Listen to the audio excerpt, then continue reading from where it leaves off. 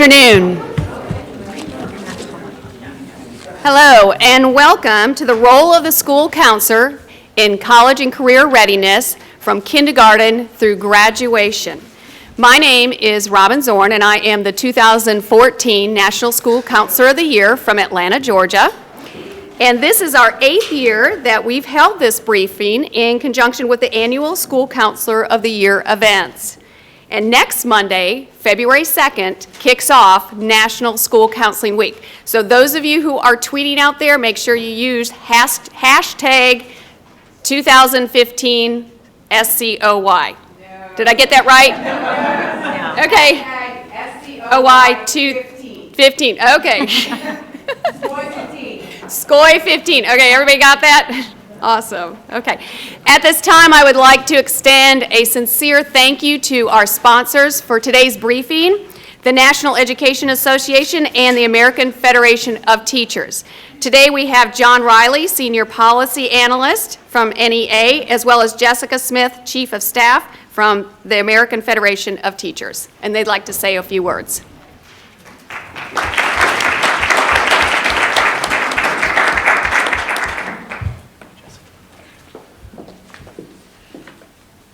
Hello, everybody, and thank you for coming to Washington, D.C. If you're from anywhere else in the country, welcome. This is your home, this is your city, this is your capital, and we hope that you've been welcome here.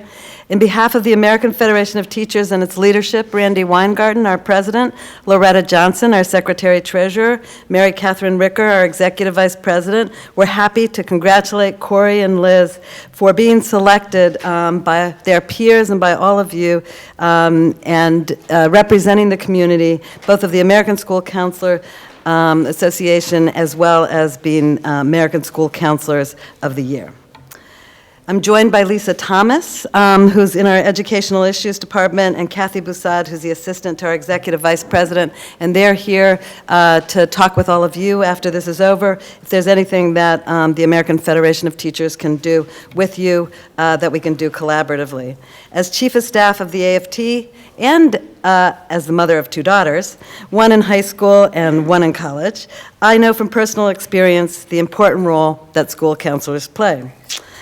I know on a very personal level. I also know on a personal level that there are not enough school counselors, given that my daughters seem to need a one-on-one ratio. Enough said. We salute our members also within the American Federation of Teachers who are school counselors and who bring to children, to families in our school communities the support that are needed.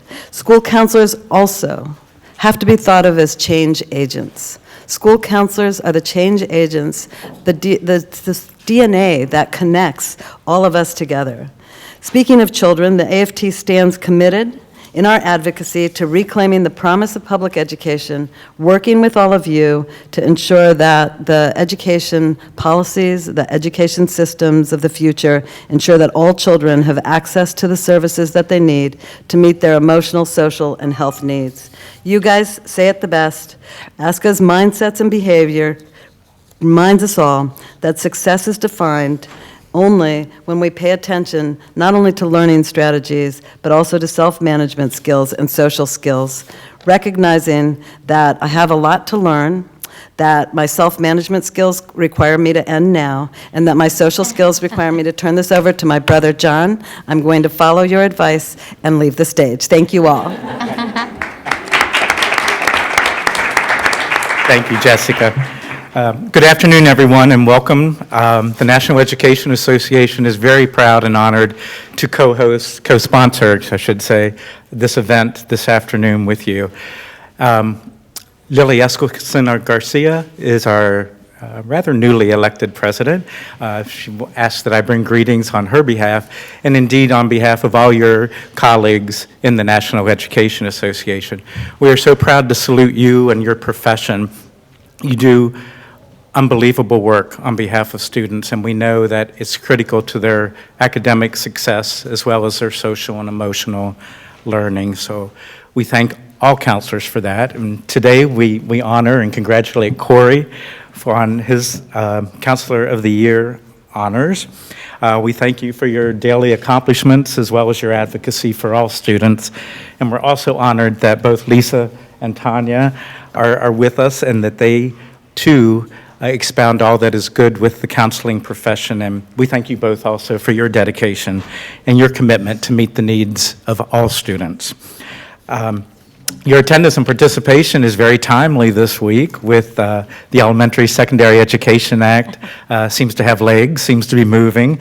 So in this exciting time for you to be here on the Hill, at your tables, you might see some of these indicators laying there. I hope you had a chance to see it. But at the NEA, we're advocating for a new generation of accountability system that includes opportunity dashboards, and that dashboard includes school indicators, and that's what's here on your table. And if you very quickly would just open up this beautiful document right off the presses, you'll see a section that's purple that's entitled Conditions of Teaching and Learning, and you'll see a sub-criteria that says Guidance and Supports for Learning. Right there you'll see a definition for a term, Specialized Instructional Support Personnel. These are the folks like you, guidance counselors, like school psychologists, like school social workers, speech-language therapists, all of the staff that supports. There are others involved there as well, but primarily these are the service providers that play critical roles in enhancing and increasing student achievement. So we thank you for your role as guidance counselors and wanted to see that we also have in there the ratios that should be in place for your profession in terms of number of guidance counselors to students. If anyone would like to see or get additional copies, you can get these at NEA.org. And finally, I just want you to say to you, enjoy your time here in Washington. It's an exciting time, as I said, to be here. Tell your story. Tell your schoolhouse story. Tell it to the people in this building, their staffs. Tell it tomorrow when you're at the White House. And tell it in your state house, because you do essential work, and we are so proud to represent you and to be here today. Thank you very much.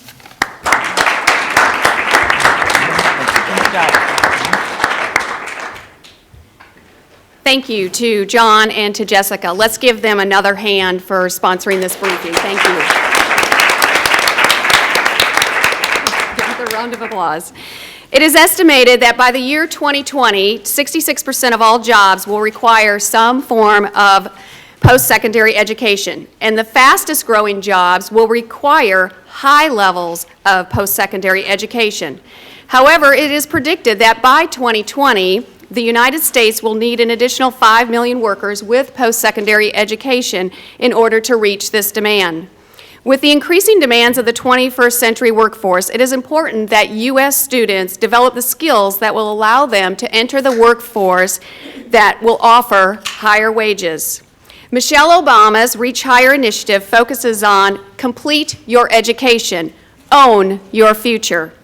Her efforts are to inspire every student in America to take charge of their future by completing their education past high school, whether at a professional training program, a community college, a four-year college, or a university. She states in today's economy, a high school diploma is just not enough. Students must reach higher. And this also aligns with the President's North Star goal that by 2020, America will once again have the highest proportion of college graduates in the world. Fortunately, school counselors are trained to address career development through their comprehensive, data-driven school counseling program. From kindergarten through 12th grade, they promote a college and career readiness culture in schools. And now I'd like to introduce our panel for today. On my left, we have Liz Parker, who works at Dumbarton Elementary School in Virginia, and she is a 2015 School Counselor of the Year finalist.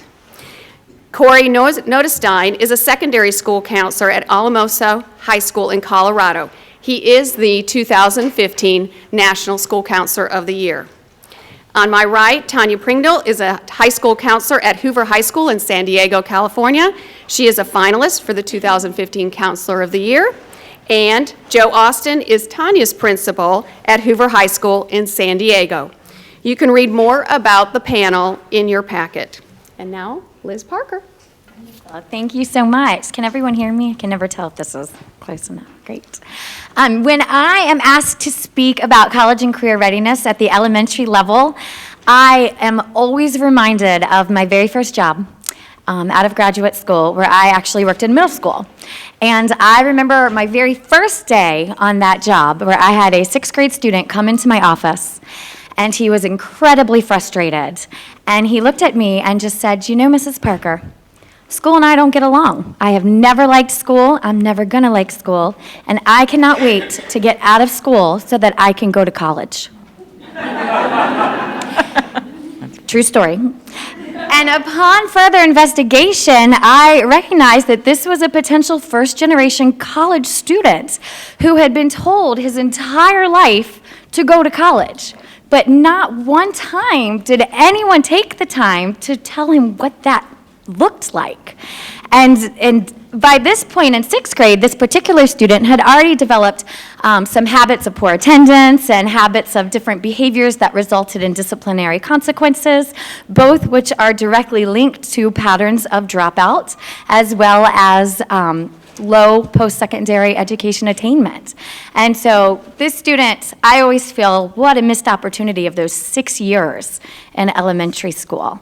And so a lot of times when I think of him, it reminds me that waiting until middle or high school to really begin a genuine college and career readiness culture. Waiting until middle or high school is kind of like asking a student to build a house and giving them all the right bricks, but with no foundation. And I feel like elementary school is absolutely the foundation. And in order to give our students that foundation, a strong foundation, we really have to begin with the end in mind. And that's why at Dumbarton Elementary School, upon entering kindergarten, all of our students learn their graduation date. I think that's a critical but often overlooked initiative. And they continue to know that date and repeat that date and be tested on that date over and over again so that they have an end in mind. And furthermore, 100% of our 5th grade students take a physical tour of a college campus. Thanks to University of Richmond and our partnership with them, I bring them myself, by November of their 5th grade year. I think it's really important, again, if we are trying to talk to students who really are potential first-generation college students, it's important that we show them what that end in mind looks like in a manner in which they can understand and appreciate. And what better way than just to take them? By March of each year, 100% of Dumbarton students, kindergarten through 5th grade, take at least one virtual tour of a college campus. We use collegecampustours.com, and our teachers lead them through that. And also, by the 2nd semester of each year, 100% of our 3rd, 4th, and 5th grade students take the I'm Going to College pledge, which is on youcango.com. And I really like this particular pledge for them because it not only says I'm going to college, but it also provides them with a list of reasons why one might want to go to college, to better their family situation or to get a job that they love. And then it also gives them the opportunity to choose questions that they might have about college so that I can then address those questions for all of our students at Dumbarton. I also think when you are talking about college and career readiness at elementary school, there has definitely been a paradigm shift from really focusing on careers in isolation. I think most of us can probably remember the career day that we probably had one time a year, and then that was probably all of the discussion that we had. And there's really been a shift from that to taking a much more ubiquitous approach and really integrating college and careers into everything that we're doing. I think that is critical to do. Some examples, I love to co-lead with 4th grade teachers, math curriculum. We work on areas of measurement, perimeter, area, and we draw to scale their own dorm rooms. And we use this wonderful website, designyourdorm.com. Some of you might be familiar with that. It's a 3D interior design application where they can not only draw it to scale using those units of measurement, but then they can customize it, and that's really fun for them. So that always prompts the immediate question, what's a dorm room? And you forget that students have no idea what we're asking or we're telling them that they should be or aiming for. And so that really opens up a lot of discussion right there in math curriculum about all of their post-secondary options, and one may be a four-year college for them. Also, beginning next year, 100% of our students at Dumbarton Elementary School will be learning in a classroom that has completely assumed the identity of either a four-year college, a community college, or any variety of post-secondary education opportunities, training schools. We're doing this, and we're not just naming the classrooms, they are completely assuming that identity. So throughout the year, students are going to be fully integrated into everything that particular institution does. Of course, sports, because that's always the first draw for many of our students. But beyond sports, the academic, the research that the university is doing, student life. The idea of this is to familiarize our students at a really early age with a variety of different colleges, universities, and post-secondary options. And ideally, if a student were to stay at Dumbarton from kindergarten through 5th grade, they would go to middle school equipped with an in-depth knowledge of at least 6 different post-secondary education opportunities, which is amazing when you think about it. That's the foundation, that's building that strong foundation in elementary school. They also feel a sense of that pride that comes with feeling as though you're part of this college-going culture, or that you know what your options are and that you're excited with you and your classmates to pursue different things. I think as well at the elementary level, traditionally we constantly would just focus on awareness. And while we still absolutely focus on awareness when we're talking about colleges and careers, I think that we are expanding and we need to expand beyond that traditional focus of awareness. For instance, Forbes magazine published an amazing poll and study done by the National Association of Colleges and Employers, and it asked hiring managers, what are the top skills that you are looking for in 20-something employees? And the very first 4 skills listed were students' ability to work in a team, make decisions and solve problems, plan and prioritize, and successfully communicate verbally with those inside and outside of the organization. Those are non-academic competencies that are at the core of every school counseling program, from kindergarten all the way through 12th grade. And I think that's really, really important to know. And at my school at Dumbarton, we specifically hit each one of those skills. We integrate the 7 habits of happy kids at Dumbarton. This is based off of Dr. Covey's The 7 Habits of Highly Effective People that most of us are probably aware of. And we work with students and integrate the 7 habits into everything we do, into our curriculum, into my school counseling program. And within the first year of doing that, 77% of our faculty saw an improvement in our students' abilities to set their own measurable goals and monitor and track their progress. And this is from kindergarten through 5th grade. So that right there is that number 3, plan and prioritize. So when they leave us with that habit already instilled that employers, the end in mind, are looking for. 70% of our faculty noted an improvement in all of our students' abilities to manage conflict. That really covers almost all 4 of those different habits that employers are looking for: working in a team, successful communication.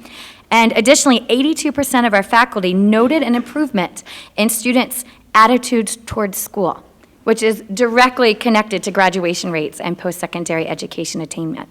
So really, it is critical that we begin the discussion of a genuine college and career readiness culture at the elementary level, because if we can build a strong enough foundation at the elementary level, then that foundation can withstand any of the mitigating factors that come through adolescence and teenage years at the middle and high school level. And so to speak more about the secondary education, I will pass that on to Corey.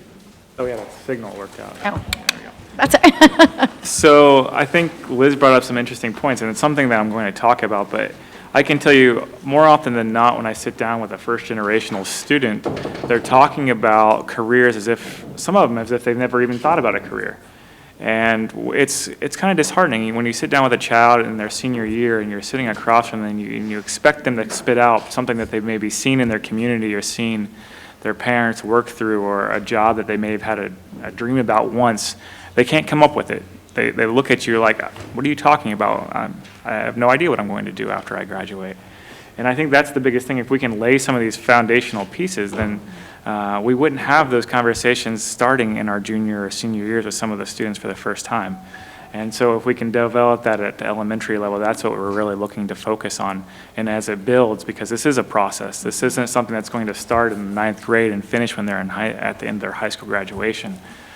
So it does have to be something that is prolonged. It has to have a strategic plan for these children to have an end goal in mind. And if we can do that, starting in kindergarten, that sounds great. I wish kids would come from Dunbar all the way to Dunbar and all the way to Colorado. That'd be great. That'd be a great transitional plan, I think, for our students. But my schools look a little different. I've worked in a couple of different schools in the past 7 years. They've both been at the secondary level.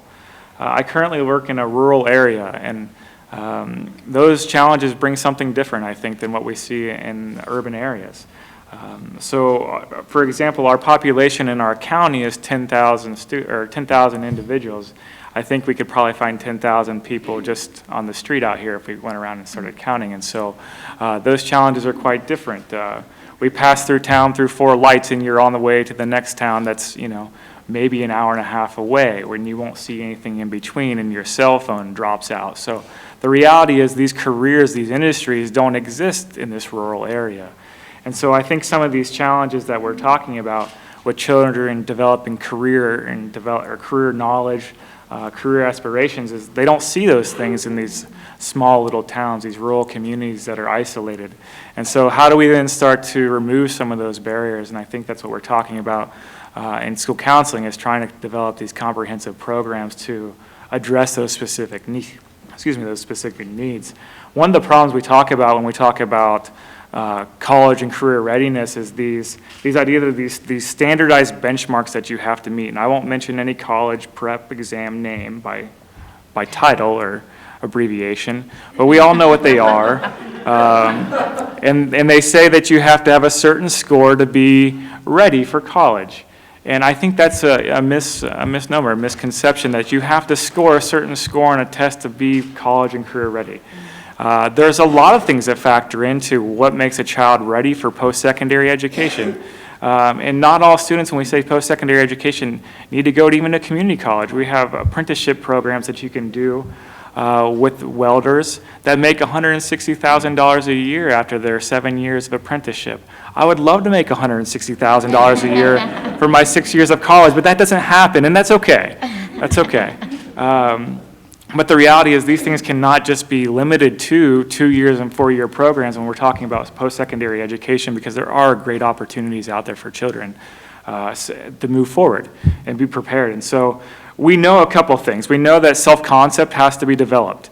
You can't develop your self-concept when you're 17. It needs to start. There's a foundation that takes place. There's a lot of environmental factors that play into what make who we are today, and as we transition to adulthood, and that's who we become. They're just not things that we have to absorb through our community, but there's things that we can educate our children through in the classroom. And Liz's comprehensive program does some of that. Some of the other comprehensive programs are addressing social emotional needs. We're talking about what barriers children face that they must overcome, then to be ready just not to go to class every day, but to then learn while they're in the classroom. So when we start to develop that self-concept, we also have to develop career knowledge. So when I talk about career knowledge, what does it mean to be a firefighter? What does it mean to be an astronaut? What does it mean to work here on Capitol Hill, right? How do you become an intern? These are all things that our students don't necessarily talk about. But when we're talking about these small towns, there's not a state capitol within 400 miles, well, it's at least 4 hours for our students to get to the state capitol. So they're not going to see what this looks like, even at the local level. So what do we start to do? How do we make it a process that's just, more than just 1 year, more than just a couple of checks on the checklist saying, we've done these things, students are ready. That's great that we sit down one-on-one oftentimes with students and ask these questions, but it can't just be myself asking this question. It also needs to be in the classroom. These standards that we talk about students needing to meet have to be embedded in the curriculum. And we start to see that when we start looking at some of the new Common Core standards, and every state has some of their own standards that meet these elements. But we have to start working and collaborating with teachers and administration as counselors to make sure that these lessons then are being delivered to our students.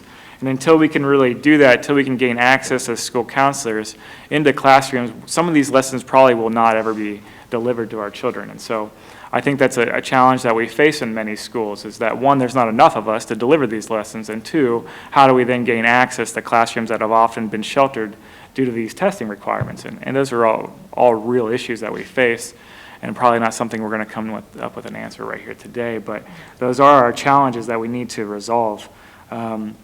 So when we talk about the process, right, think about Liz's kindergartners when they say they want to be a firefighter, right? Sometimes that doesn't transition into middle school wanting to be a firefighter, or a high school or wanting to be a firefighter, but you know, these dreams change. They start to learn their own skills. They start to learn their own interests. And so what we start to do at our high school is start to look at, what are your interests? Have they changed over time? And we ask our freshmen and sophomores to do an interest inventory both years to take a look at, see what are their actual interests. We use a program in Colorado that, it aligns with what we call our individual career and academic plans. And so what these essentially look at is, how do you develop a process for students to be ready to graduate for career readiness. And so part of it's starting with these interest inventories. And then it's starting to look at, okay, what schools, what majors would you have to pursue with these interests to get to where you want to be? And so they work through that process then in their sophomore and their junior year. And as they start to explore further and further, they're looking for colleges and institutions that may have access to those programs. Oftentimes we have kids say, I want to go here.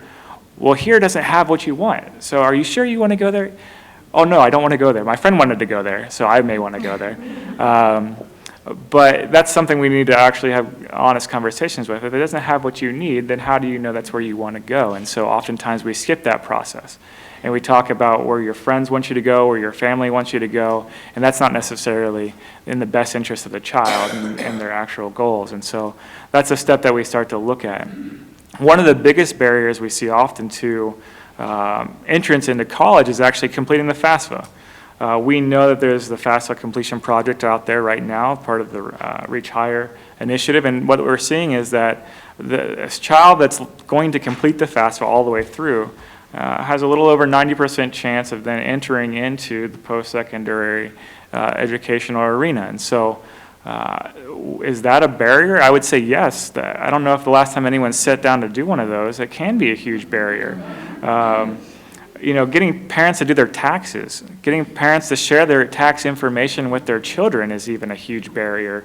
And then think about children that may be on their own, children that may have undocumented parents, children that may be, trying to work through it with no support from an English-speaking family. How do you get through those hurdles? And those things that we do at our school is we take a look, okay, how can we strategically have evenings after January 1st that children and their families can come in and fill out the FAFSA form? Who can we bring in that are specialists in this? I mean, we're pretty knowledgeable and pretty savvy at working through the system, but what we decided to do is work with and partner with our community college and our college in town that have their financial aid experts come in and help the parents, sit down one-on-one. And what we've seen over time is more and more students starting to complete their FAFSA. And too often what we also then hear about college access is that it's way too expensive. Like, I can't afford to go to college. That's a reality for a lot of families. I think we see tuition go up every single year. If anyone is in college in the room, yours probably went up maybe 12, 14% maybe from the previous year, and it's probably, that's probably not going to stop anytime soon, unfortunately. And so how do we then make sure that they know what it costs? Too few times, maybe too often in that case, that we see students not apply to that one school. They're afraid it's going to cost too much. What we tell them is go ahead and apply. Most of our students receive fee waivers that apply to schools anyways. What would it hurt for you to take a risk? Challenge yourself, put yourself out there and see if you could get into the school of your dreams. And then we wait till March and find out what are these financial aid packages that are going to look like coming back from those schools that allow you access. And oftentimes we see, well, now it's affordable. Did you know that you qualify for all these in-state grants that's free money that you can go to school with? Did you know that the school itself is going to give you all this free money? Did you know if you score this index score, which we still use index scores in Colorado, so don't be too harsh on us, for college admissions, that if you reach this index score, the school will actually pay for you to go to school for free? Did you know that?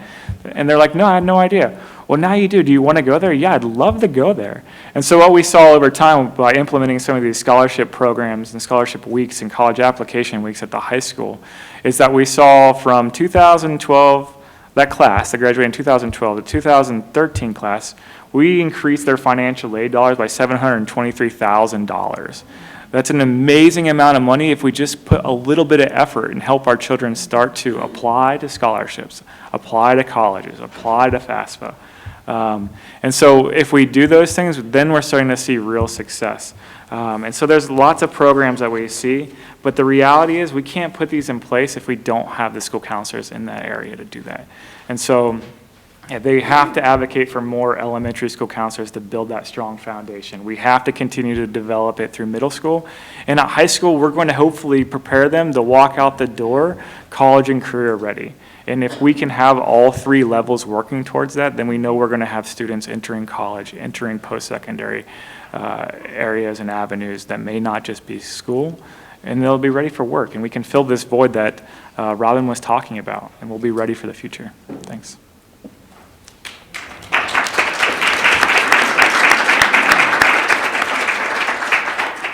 This is Tanya.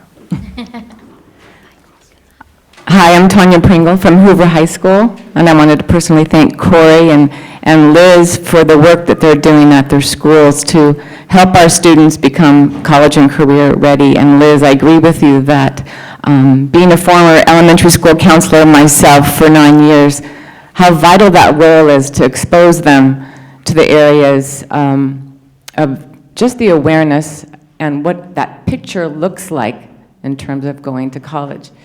I work at Hoover High School, a school of 2,000, very high poverty neighborhood, a school of, is that too loud?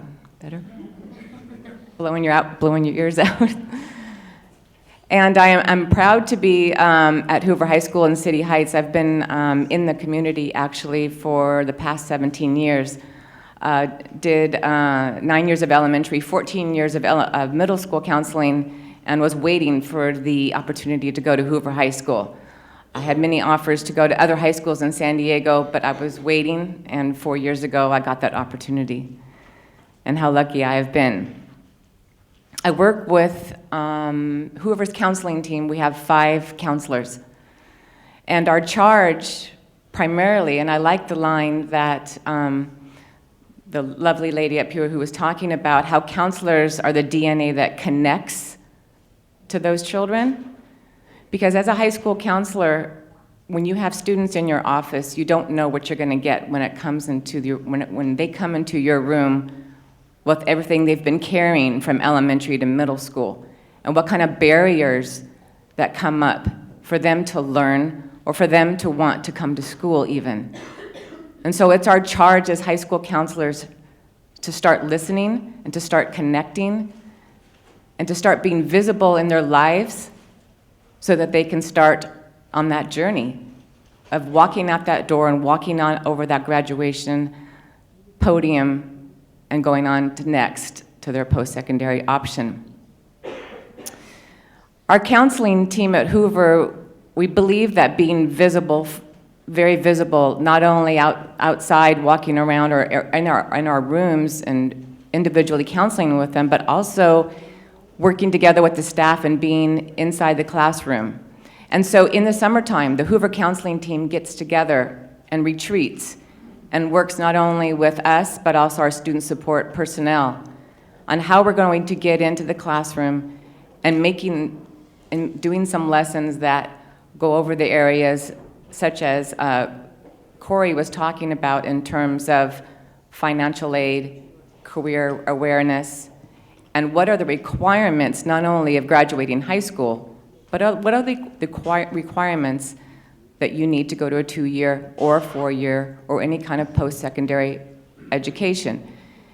And so it's our job as a counseling team to maneuver and look at a master calendar very strategically as to not interrupt instruction very often, but also to team up with those teachers on their professional development day so we're not interfering in their instruction and we're getting into the classroom, 9th grade, 10th grade, 11th grade, and 12th grade, so that every student, so that all of our students at Hoover get our information. And then from there, the Hoover counseling team finds out, okay, who needs more? We work closely with the principal and administration as to what our Hoover data is. Where do we need to focus more in that small group community? What kids need more? Where's our data showing? Is it in the area of taking a look at they need more information on how to complete the FAFSA? And so that was one thing that did come up.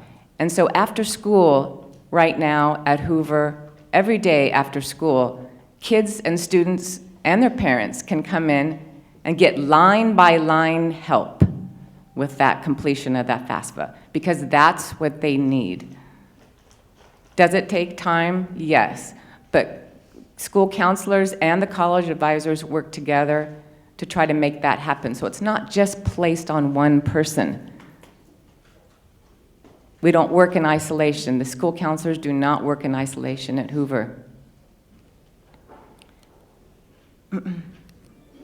So the next thing that we do is, Hoover is unique in that we have a special partnership with San Diego State. We're the only high school in San Diego Unified who has a partnership called the College Avenue Compact with San Diego State. And if the students come to our high school and they stay 9th, 10th, 11th, and 12th, they keep their GPA 3.0 and above, they take the required tests, SAT or ACT.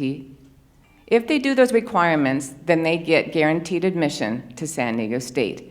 And I don't know if some of you know, but San Diego State is a very difficult school to get into. Normally coming in, you have to have a 3.8, and they have about 80,000? This year, 80,000 applications. For 80,000 positions. 80,000 applications, and 5,500 applicants are chosen. Hoover students then, if they are in that program, then stay with us for 4 years and do the requirements, they are in. And so it is a delight to work alongside of those partnerships with San Diego State and the Price Charities and also our college advisors who help those students, and we keep our students in our neighborhood so they're not going out to other schools and staying close to home and building the community of City Heights. And that's what makes Hoover so special, and our counseling team, is that we're not, again, not working in isolation. We're connecting with our resources in our community. And so this all goes, when we say college and career readiness, so we have to get the kids to school, and we have to get them healthy, and we have to keep them mentally healthy so they can go on to the next level.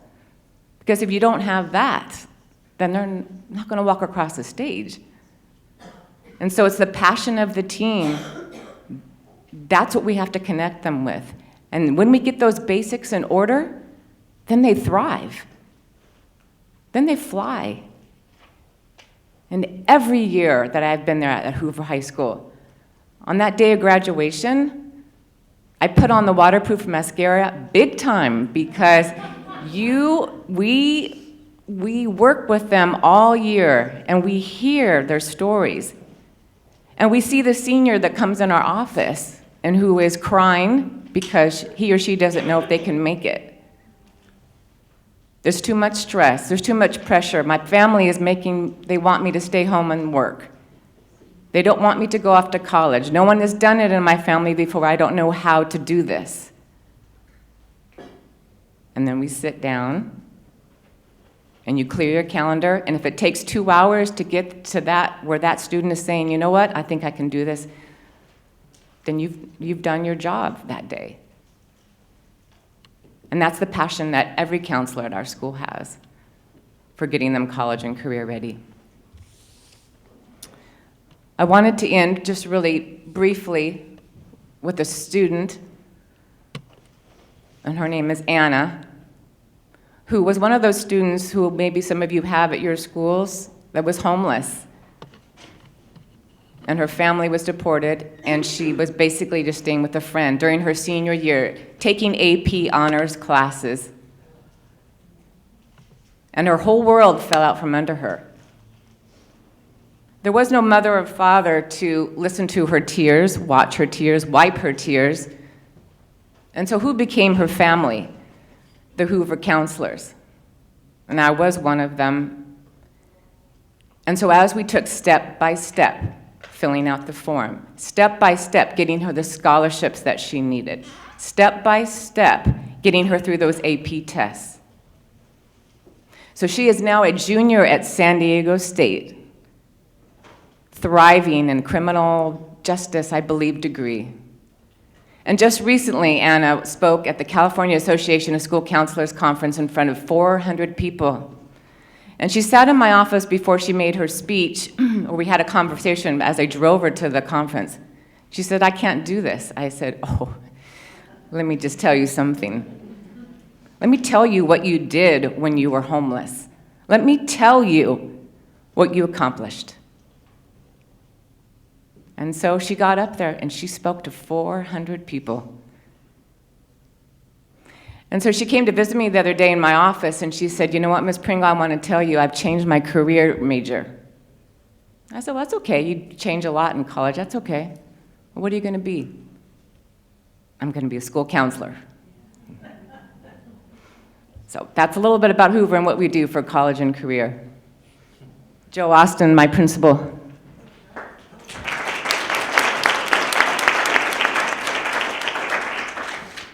I rode Tanya Pringle's coattails all the way to Washington. I'm not sure what my role is on this panel, except to maybe give you a little bit of a perspective of how site administrators really help counselors do the important work you've heard Liz and Corey and Tanya talk about. And I've learned a lot in the short time I've been at Hoover. This is actually my first full year as principal of that school, but I've been a principal in San Diego Unified for 11 years now, both at the secondary level and at the elementary level. So I've seen both ends of this K-12 production line. And I will tell you that the most important thing we can do is give them a chance to do what they're the best at. You've heard three impassioned counselors talk about the empathic work that they do. They care about kids, and I think you won't have to think very hard or very long to imagine how quickly it is that an administrator at a school will hand off some non-counseling responsibility to counselors because the work just has to get done, and it doesn't take very long for their day to get busy with responsibilities where we're not putting those skills to the best use, right? Where we can busy them with non-counseling responsibilities and take them away from the important empathic work of really being the most important adult relationship that students have in that setting. So my advice to administrators is let them counsel, let them be that relationship. In many cases, especially in communities like Hoover, and I think Tanya alluded to it, but let me just paint a little finer brush here. 2,000 kids, every one of them qualifies for free and reduced lunch. City Heights is in San Diego, but it is the most diverse community in San Diego. 30 plus languages on any given day spoken on that campus. 700 of our 2,000 kids are classified as English language learners. The graduation rate has climbed to, over the last 5 years, as high as 80%. We're not building a float about that. I'm happy that it's going up, but that's nothing to really blow a horn about. We have amazing partnerships, and there's a lot of work that's been done in that community for the last 20 years, but we're not there yet. There is a powerful amount of community resources and the right people at that site, but there is a ton of need in that community.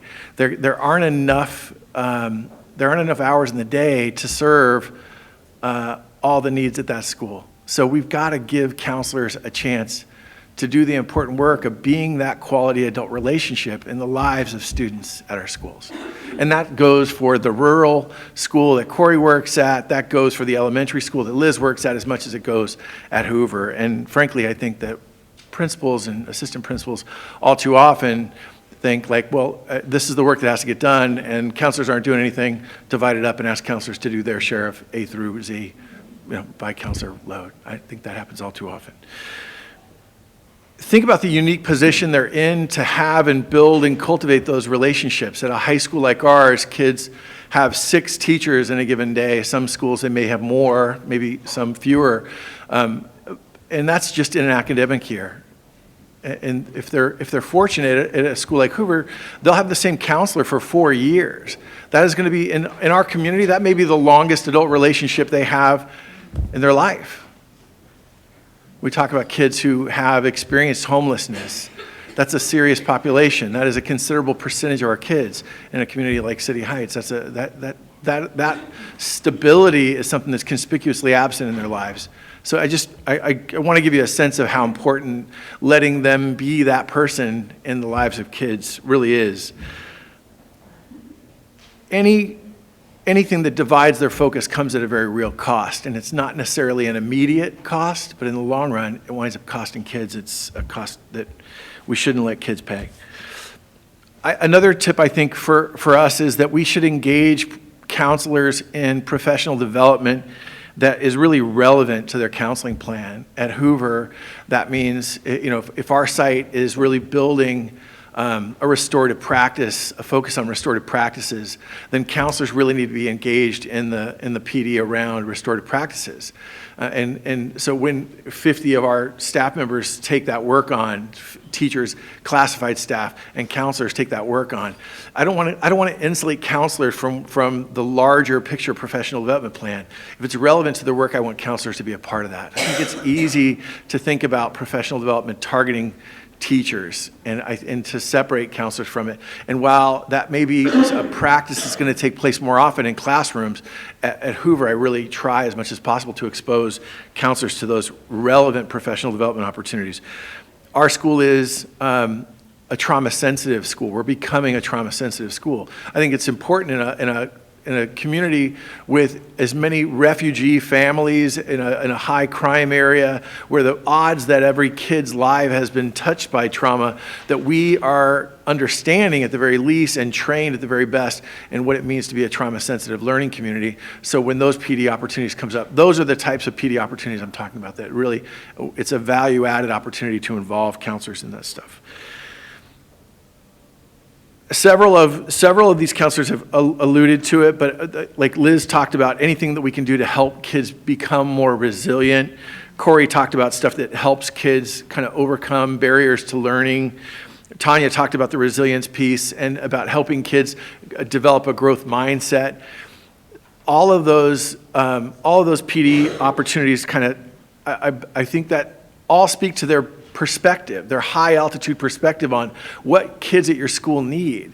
As an administrator, that is a priceless perspective. So if you're not including counselors on your leadership team where those decisions get made, if you're not checking in with counselors on a regular basis and including them and calibrating with them on a regular basis, you're missing a huge opportunity to help steer that ship. I think that counselors need to be engaged on a regular basis, and you have to develop relationships where they're willing to give you frank and honest feedback about whether that's a fit, whether the direction, the course that you're talking about going, it feels like a fit for them or not, based on what they know their counselees need or don't need. To the point of college readiness or career readiness, you've heard a little bit about Hoover. We have the school is the second oldest school in San Diego County. It's been around for 85 years. It has had some heydays, and it has had some not so heydays. And I would love to say that it is on its way back to the heydays. We have a ton of support from not just our school district, but from a lot of community-based organizations and some philanthropists. And San Diego State University has done a ton to create momentum there. The thing that I think I'm most excited about is that it feels like we've got the right team on staff now, and everybody's sort of looking in the right direction. And if I hate to jinx it, but it feels like from a budgetary standpoint, from a legislative standpoint, things are starting to swing in the right direction. And we talk about ESEA reauthorization and that things, again, I don't want to jinx anything, but it feels like maybe we've learned some lessons from the last decade or so about the importance of these support providers beyond the classroom. And my hope is that when ESEA gets reauthorized, that some of these support providers, like counselors, like social workers, those instructional supports are built right back into schools, because I can tell you, there's plenty of work for them to do. So thanks for listening.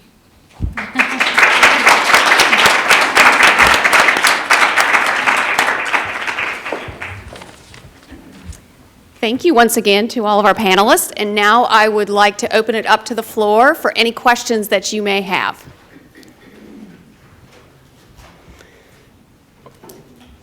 Any burning desire? Barbara?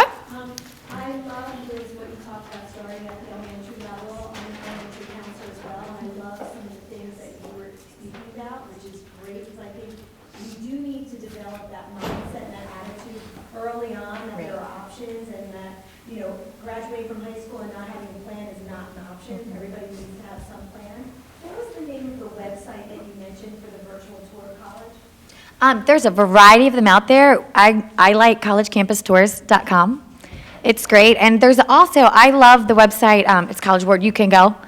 It's a phenomenal website that has actual student stories that my students identify with. We're a really diverse population as well. And it has student stories, the students on there speaking about the fact that they never thought college was an option for them for a variety of different reasons, and how they were able to make that happen for themselves and how they've benefited from that. So it's another great site that we use. It's the You Can Go. It's part of the College Board. And the pledge is also on that site as well. And you're welcome.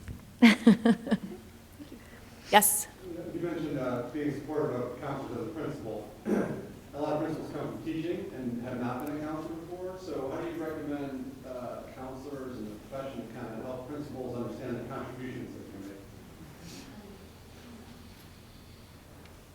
Maybe, I think, as part of an administrative credentialing program, maybe there ought to be some fieldwork time where you have to spend some time in a counseling office. I mean, I'm trying to think like how I got that sensibility, and I think, I'm not sure. I'm not sure how, I don't think it's systematic now, as is. I don't think it's systematic. I think it's why it's overlooked. I don't have some advice for that. I just think, I know it's missing in a lot of schools. But I prepare counselors. I try to get with our leadership folks. You know, there's a lot of things on their agenda, so they're not as interested in learning about that at this point in terms of training programs. I think if you think about it over the last 10 or 15 years, it feels to me like, you know, the focus from I don't mean to generalize, but it feels like ed leaders have been thinking, well, counseling, that really it's academic advising. It's so wrong. That's not. It's so much bigger than academic advising. Academic advising is a sliver of the totality of the role of a school counselor. Anybody who thinks it's academic advising, it just doesn't get it. So I don't know, I don't remember that part of principal school. I don't remember if that was a week or a day. I don't remember if that was a class. I don't remember that. But I think they're missing the boat. Well, you can help us convince them. Okay, I'd be happy to. Any other questions? Yes.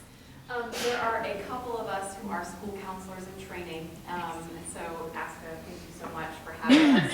I'm going to ask the cliche question. Please give us one piece of your best advice. All right, Liz? Oh, okay. In regards to what portion of school counseling? The catch-all. Excellent. Yes. I would say definitely maintain professional development. Things are constantly changing every day. And advocate for yourself, for your position, and embrace data. Really embrace data. I use, my principal is sitting right here, so he knows I come in constantly and would love to show him different process, perception, and results and outcome data from the school counseling program. And it's really important to also share that with teachers and really all stakeholders. Because, you know, as Joe said, he's exactly right. I think that the traditional sense of the school counselor is very different from today's school counselor. And it's still taking time to educate people about our role and how effective we can be. Tanya, would you like to address that question? Yeah, I'd love to. So I'm assuming you're in a school counseling program now, correct? Okay. So one of the pieces of advice that I give my students when I teach at San Diego State is that right now you should be projecting and presenting yourself as a school counselor. So you're walking the walk, you're talking the talk, and you're working on your leadership style of who you are, and you're going to that internship and you're acting like a school counselor. That's one of the things. And also, if you don't feel the passion in your blood and veins and all throughout you right now, then it's not the profession for you. So be really, really aware of that, and if that's driving you. And to be quiet, to be vocal, to share your ideas, to be on those teams right now, be on those leadership teams right now, get in there. Just get in there. I wasn't a school counselor, but can I give you a more global piece of advice? So this will transfer outside of school counseling, but it'll work in school counseling too. Until you can clearly until you can clearly answer the question, constantly ask the question, why? So when someone says, well, here's how we do that, just quietly say, why do we do it that way? Until you can confidently answer the question and it's obvious to you why, ask the question why. Because what I think you will find, and I don't mean to say this, I hope people don't take this the wrong way, but there are a lot of habits in public education. A lot of kind of this is how it's always been done in public education. And counseling offices are not immune to it.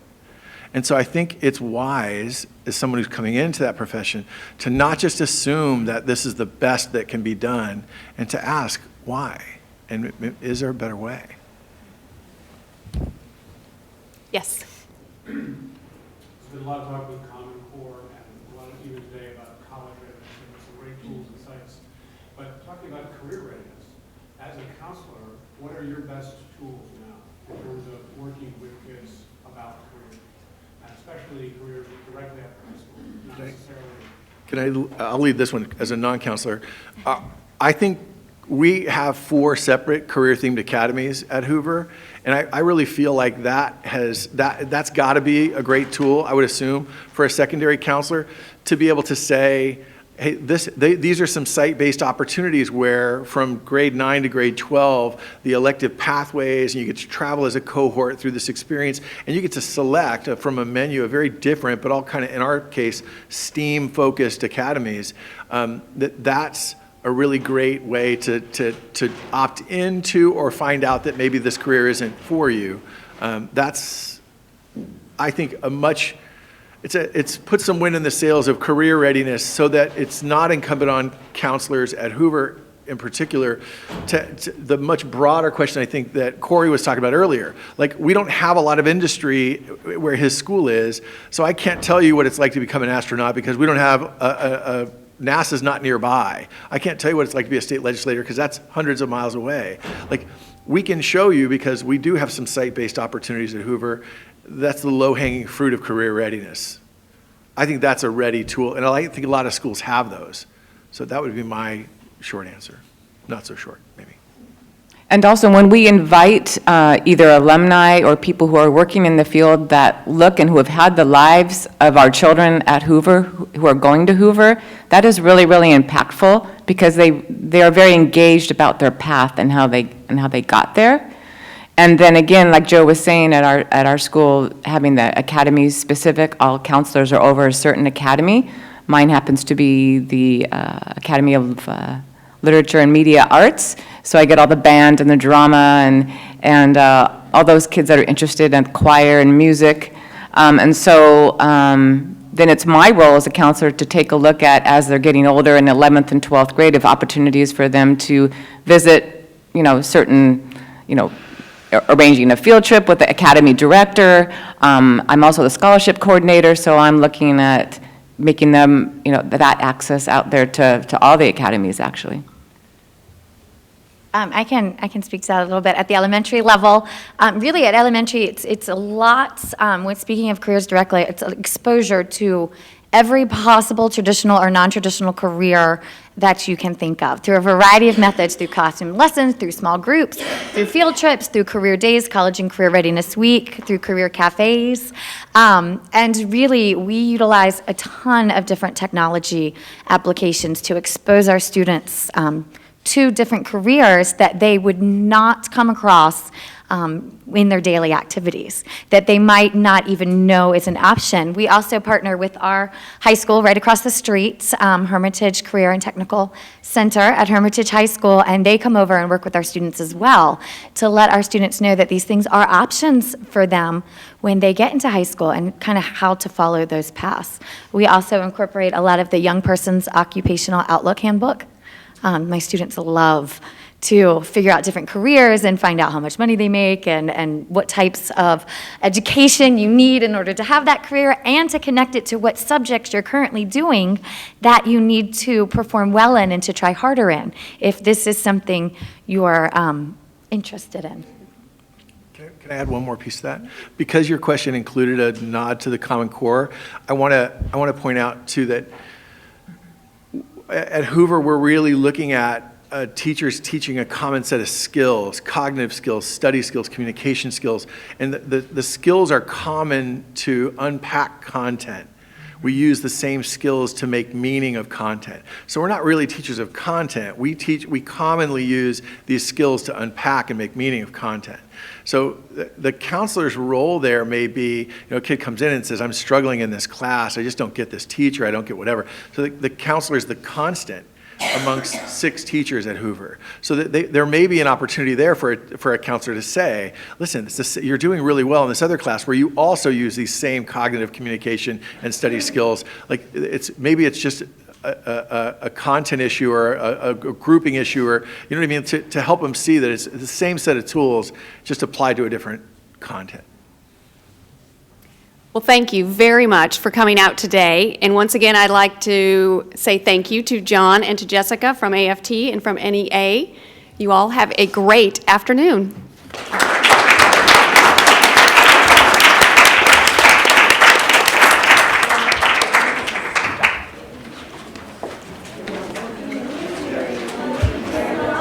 Oh, you're welcome. Hi, Tanya Pringle. Nice to meet you.